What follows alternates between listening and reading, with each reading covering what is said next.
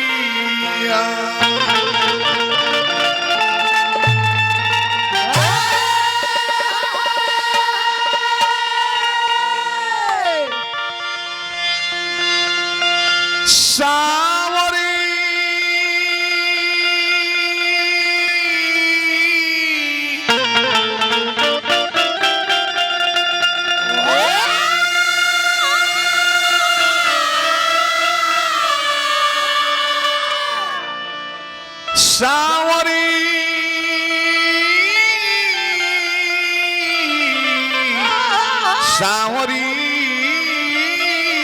सावरिया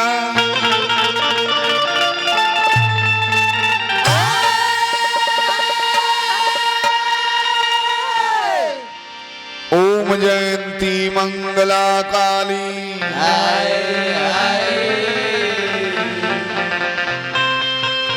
भद्रकाली कपालनी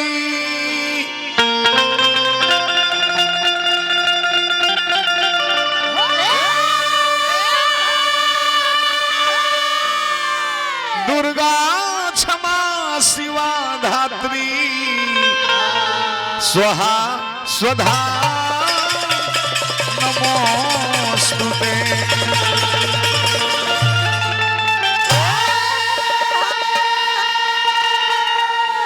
प्रेम से बोली बाबा भूतनाथ की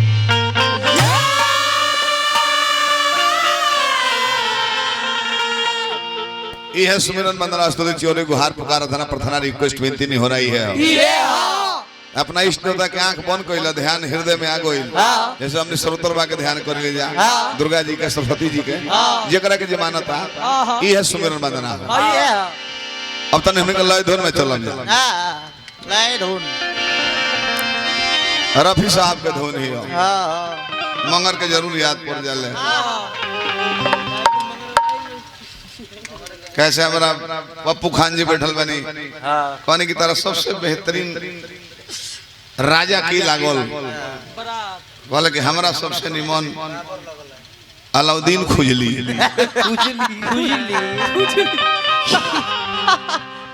हो जाए खिलजी ना अजूली को चले मैं जान गने हिस्ट्री ऑनर्स के लिए बड़ा तुम रफी साहब बोल रहा ये माना मेरी जान मोहब्बत सजा है मजा इसमें देना मगर किस लिए सब है जानता कि मोहब्बत बाउर चीज हो कल जो खाती आधा घंटा वीडियो कॉल बतेबो 23.5 घंटे पे चौन बड़ा कि ऑनलाइन पार्टी बा फोन उठाते नहीं खे भले वो अपना मामा से बतियाओ तो कहाँ है एक्टिव बा आज सब जानते हुए तब वो नयका लड़का लोग देखता नहीं दिन भर स्क्रीन टच मोबाइल चार्ज करके राती खान दुकाना डीएसपी साहब को लगा के उड़ना में कूद खइलू हो मैं पूछता रहे खइलू हो तो भर पेट खा के ढका रहते कहते कि तू ना खइबो पहले वो दाना घोटाई डार्लिंग जी और खा के उल्टी कर दिया यही ले मैं कहला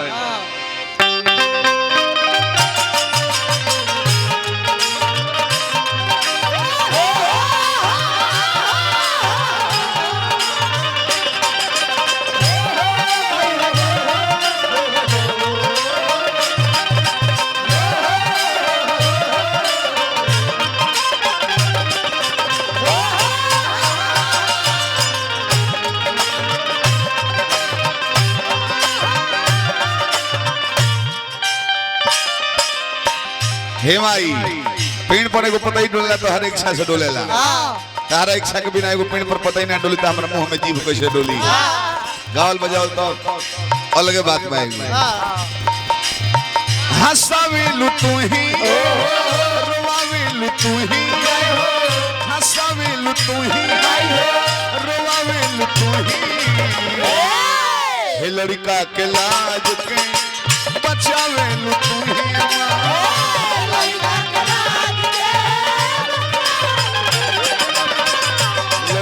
के लाज के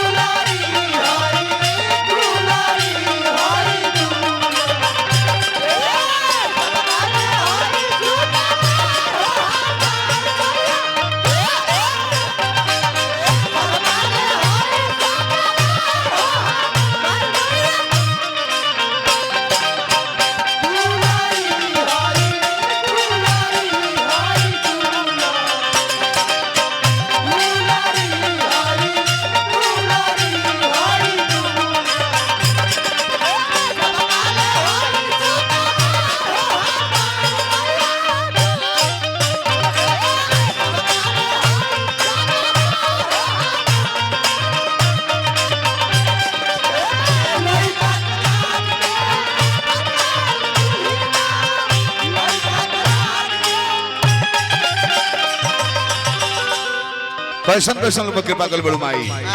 कालिदास से महामूर्ख के रहबे ना कोई जना दाढ़ी पर बैठल वही दाढ़ी काटत रहले इहो ज्ञान ना रहे कि दाढ़ी गिरी तो हम गिर जाए आ लोगों से कहस कि फैलावा रहना तो खतरनाक काम हो जाए आ वैसन बेवकूफ के होशियार बना दे महाकवि कहा कालिदास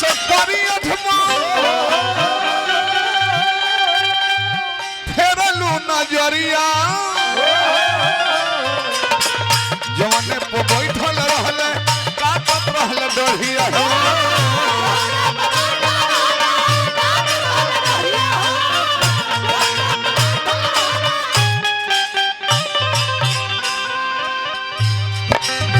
कालिदास परियठमा फेरलू नजरिया जवने पे बैठल रहले काटत रहले डढ़िया तार कृपा हमाई अनारी के ज्ञानी बनावे लुतू ही ओ पूर्वक के ज्ञानी बनावे लुतू ही लड़का के लाज के बचावे लुतू ही लड़का के लाज के बचावे लुतू ही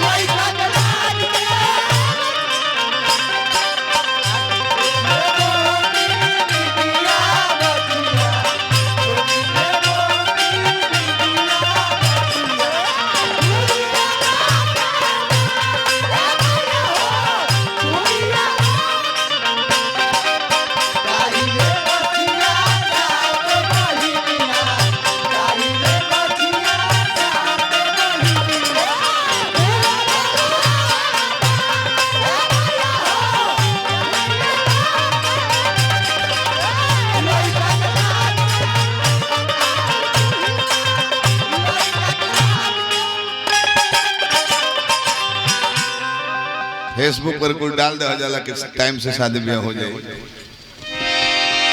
और तार कृपा हो जाए माई रातों रात राइस पर्वत बना दे बिगाड़ दे तो रातों रात पर्वत से ढेला को देलू ताकि दुइये गो लाइन में राजनीति में आ संगीत में रातों रात कहाँ रुआ चल जाई एक और कौनो तय नहीं नो देख ली सोझावे देख ली चाय बेचे वाला देश के प्रधानमंत्री बन गए भाई के कृपा बताओ न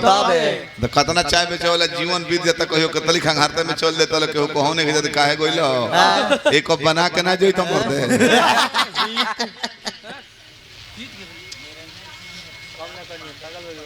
पांडेपुर पंचायत के मुखिया बानी श्री निरंजन सिंह जी 500 रुपया पुरस्कार दिल बने हमरा के बार बार प्रणाम करने हम मुखिया जी के राज में केहू दुखिया मत हार्दिक प्रणाम टेम्पू चलाओ तो सिंधे जी माई के कृपा बात है chief minister of Maharashtra Draupadi Murmu president राष्ट्रपति बाड़ी गलती ना माई के कृपा बताओ ना तो उनकर मुंह के फोटो अगर टीवी में फुल स्क्रीन आ जाला आजो बुढ़ऊ लोग डरा जाला कि रे वोल्टेज कम होल का टीवी अनहार हो गइले माई के कृपा जन्ने भी आई कि दांत के प्रचार हो रहा तब संगीत में देख ली खेसारी लाल यादव हमने के सोझा लिट्टी बेचत रहल कौन लिट्टी छनोई के पूंजी ना रहे कराही तेल कहाँ से स्टोव कहाँ से आई सेकुई एबरा 2.5 करोड़ के गाड़ी पर बैठता रहे और पति भइल बने पवन जी भइले खेसारी जी भइले प्रमोद प्रेमी है अपने क्षेत्र दिघवा दिगौली के चंदन चंचल जी पहले पे मोटर गार्ड के साइकिल पर घुमता ले हां दुकान ढोणी वाले गीत गा देला सौर दे थार खिना गेल मारी चलती है रोज गलती करनी हो अच्छा अच्छा नीमन रामायण जी गावता महाभारत शिरोमणि सुखनंदन यादव जी हाकिम चाचा रमाशंकर चाचा ये शुद्ध शुद्ध नीमन रामायण गावता लोग कहता कि 2000 अभी क्यों खाली नाम ली तब कोई ले लोग समय के देने नहीं हो तो पहले ब्यास में लोग का देखा जाए कि बहू विजेंद्र बाबा तूफान जी उमेश ठेकोइता बाड़े बाड़े विजेंद्र में तर्केश्वर गिरिवाड़े हम बाड़े वो नई जमी एबर हमनी के मुंह के देखता लड़का शीशा तो जाके पिछला जंगल में झांकता रहता लेडीज नहीं खेले चलो आगे लगता हमर इस समय के दो समय के कराए कहां लेके चल जेबू हमरे के देखी ना देख ली सबका के छोड़ दी छोड़ी मंच पर से ले आवे में इजा लिए गाड़ी में से मंच पर पहुंचावे में दो आदमी बांध धइले रहे हैं एक आदमी स्ट्रिक खड़ा रहे है कि कनो गाड़ी बिचले मत हम धले छान लेबे माई के कृपा बा ले बा हे हो व्यास जी पर कृपा हो कैसे ना त ई बोल दी है हम हाथ रहबो हम टूट जाई काहे हम का आई का कहीं है केंगो हेलो हेलो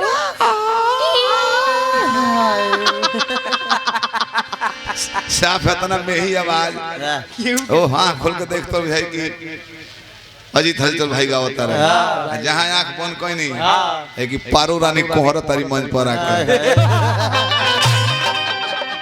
तब चलते बा माई के कृपा बन और में ही आवाज दिन ब दिन माई सरदा बनौले जा साफ आवाज सुन के मन को देव के चल दे बोने सुने चलो हमारे जे रथवा के तू ही बड़ू चाला हम तहरा गोदिया में खेले वाला बालक हो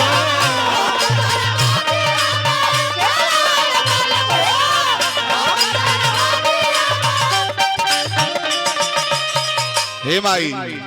ए अरविंद के रोज दी गवावेलु तू ही अभियंता के रोज दी गवावेलु तू ही लड़का के लाज के बचावेलु तू ही अम्मा लड़का के लाज के बचावेलु तू ही अम्मा लड़का के लाज